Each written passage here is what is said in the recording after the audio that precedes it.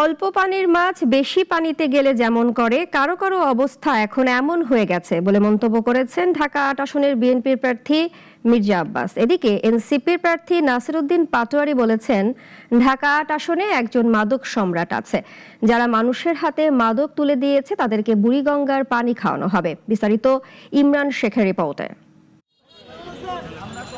সকালে রাজধানীর দৈনিক বাংলা মোড় এলাকায় গণসংযোগ করেন জাতীয় নাগরিক পার্টির প্রার্থী নাসিরউদ্দিন পাটোয়ারি। আর গুলিস্তানের বায়তুল মোকাররম এলাকায় বিএনপির মির্জা আব্বাস।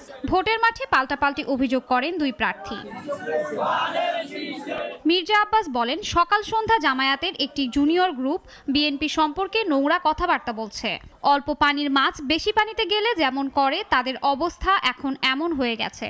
আমার বিরুদ্ধে এমন ভাবে লেগেছে যেমন আমার পুরো শরীরটাই গড়ে রয়েছে চাঁদাবাজির উপর। কখনোই না এই কথা এই দেশের মানুষ, ঢাকার মানুষ বিশ্বাস করবে না। যদি বুকে পাটা থাকে আসেন বায়তুল মোকাররম মসজিদের সামনে শালির বসান আমার নামে। তিনি আরো বলেন, আমাদের বিরুদ্ধে যারা কথা বলছেন তাদের বুকের পাটা থাকলে যেন বায়তুল মোকাররমের সামনে সালিশ বসায়। অপরদিকে গণসংযোগকালে নাসিরউদ্দিন পাটোয়ারি বলেন, দেশের যে জায়গায় সমস্যা সেই জায়গায় বিএনপির নেতাকর্মী। যারা সমাজে চাঁদাবাজি, সন্ত্রাস, মাদক বাণিজ্য থেকে শুরু করে মানুষের উপর অত্যাচার চালিয়ে যাচ্ছে, গেমের মাধ্যমে তাদেরকে প্রতিহত করার চেষ্টা চালাচ্ছে, সর্ব জায়গায় শুরু হয়েছে প্রতিবাদ। ইনশাআল্লাহ ২৬-এর ইলেকশনের মধ্য দিয়ে বাংলাদেশ থেকে যারা চাঁদাবাজ, সন্ত্রাস, মাদক সম্রাট যারা আছে তাদের ওয়াশ আউট হয়ে যাবে ভোটের মাধ্যমে।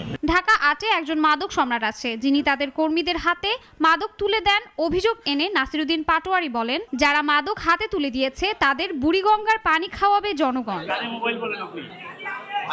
শাশ্বতী সরকার, নাগরিক।